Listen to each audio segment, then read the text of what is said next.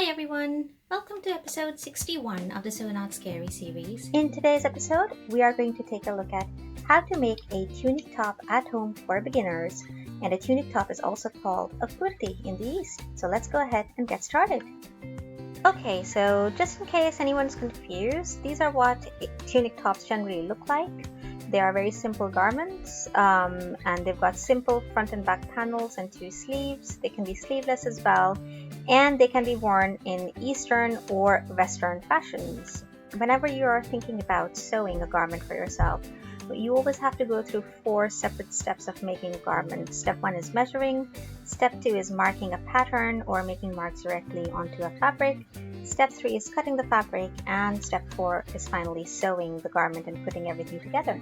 So today we're going to focus on Step 1, which is measuring. So there are a few basic measurements that you will need to take in order to be able to construct this tunic from scratch, okay? And I'm going to give you a quick walkthrough of what these measurements are.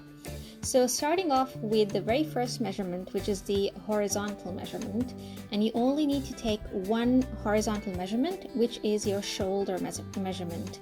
And ideally you need to have someone else doing this for you if possible, and you will just take your tape measure and place it between your shoulders, touching from one shoulder bone and going over to the other shoulder bone, and just take a note of this measurement, ideally in inches, and note it down on a piece of paper.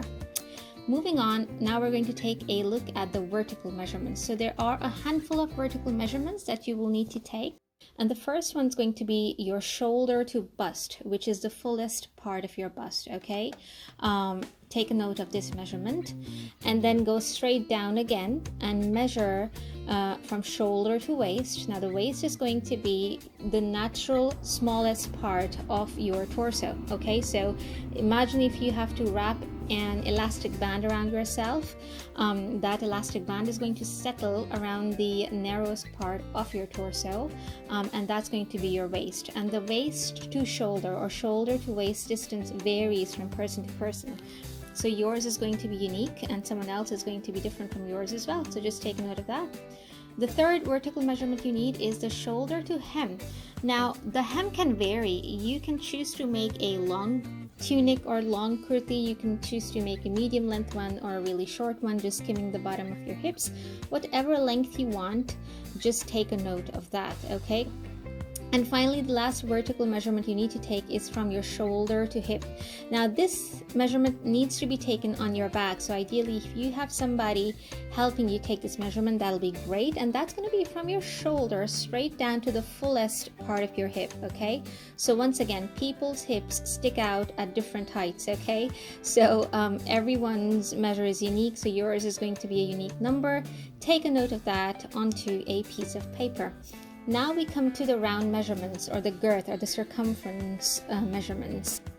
The first one's going to be the chest round, okay? Now don't confuse this with the bust round. The chest round is going to be with your tape measure sitting right inside your armpits, okay? So lift your arms up, place the tape measure under your armpits, lower your arms again, making sure it's perfectly level, parallel to the earth, and then just take a round circumference. And that's going to be your chest round, okay? And next you need the bust round. Now this is going to be the largest part of your bust, okay? And just skim the tape measure around yourself and take this measure. Don't pull it too tight and don't leave it too slack either, okay? Just a nice round bust measurement. Next we need the waist round, or the waist circumference. Once again, wrap your tape measure around the narrowest part of your torso and then take this measurement, okay? Don't include any slack. Just measure accurately your exact body measurements. We're going to worry about the slack later on, okay? And then you need the hip round. Once again, this is going to be the fullest part of your hip. So if you can't stand in front of a mirror or ask someone else to take this for you, they'll be able to judge what or where is the fullest part of your hip, and then take this measurement. Moving on, we take some arm measurements, okay? Take a look at what these are. So the arm round, or the bicep, is the fullest part of your upper arm, okay? So literally you have to wrap the tape measure around your upper arm right next to where your armpit is, okay? And that's where your bicep sits, and that's usually the fullest part of your arm. So that's the measurement you need to take. Next, you need to take the armhole measurement. So once again, sticking the tape measure into your armpit and then winding it around your shoulder in a kind of like a vertical or upright circle. Take that measurement, okay? That's your armhole measurement. Then think about the sleeve length, whether you want it to be short sleeved or a medium length, maybe you want really long sleeves. It's entirely up to you, and obviously it also depends upon how much fabric you've got.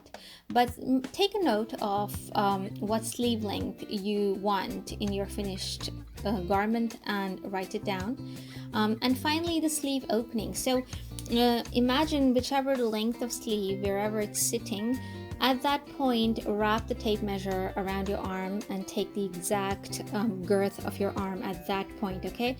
Don't make it loose, don't make it narrow at this stage. We're going to deal with that later, okay? Right now, we're just taking exact measurements according to your body, okay?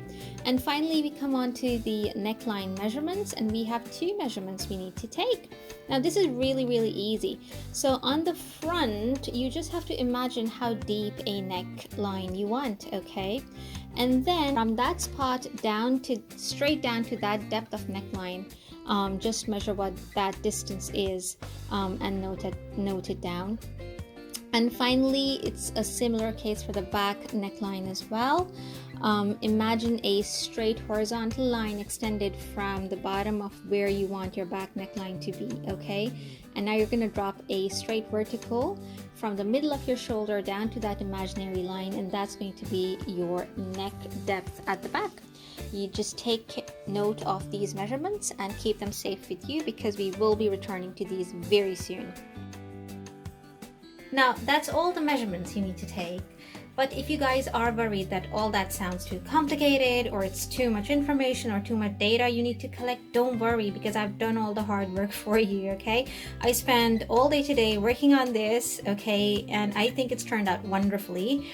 This is an absolutely free PDF download for you guys, okay? I have put down all the measurements you need to take, along with where on your body and how you need to take them, okay? So all the slides that you just saw, that we just discussed, okay, you will find all that information translated into one neat little PDF here, absolutely free for you to just download, print, and scribble on, okay? So it's gonna go down like this. So first you're gonna start off with your first horizontal, which is shoulder across, okay? Then you go down shoulder to bust, shoulder to waist, shoulder to hip, shoulder to hem, and all the images will show you exactly which measurements you need to take, okay? And then you go down like that, round chest, round bust, blah blah blah, all of those all the way down to the neck depth for your back neck, okay? Today's project for you, or this week's project for you, is simply to record your measurements, okay?